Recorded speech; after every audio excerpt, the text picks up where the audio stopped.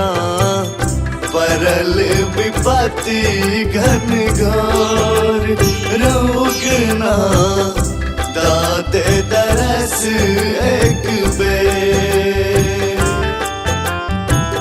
परल विपत्ति घन घोर।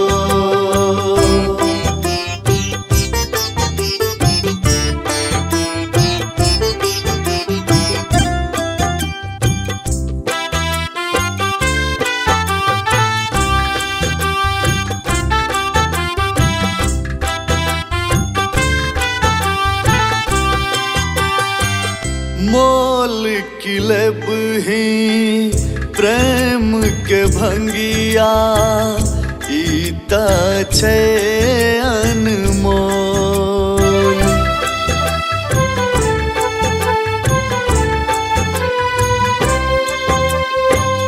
मोल किलब ही प्रेम के भंगिया ईता छे अनमोल।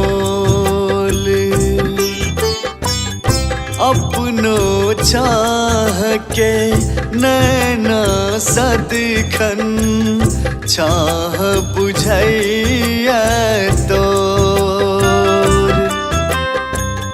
राह निहारी फूल सजाबी राह निहारी फूल सजाबी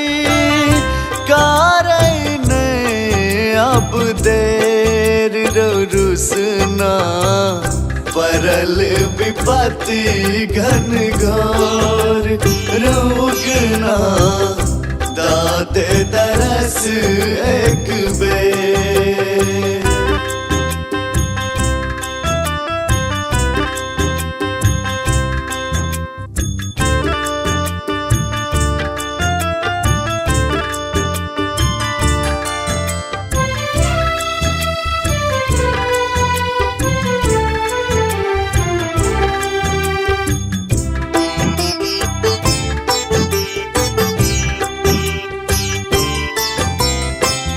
आप कखन धरी रहब प्यासल गेले कंठ सुखाय।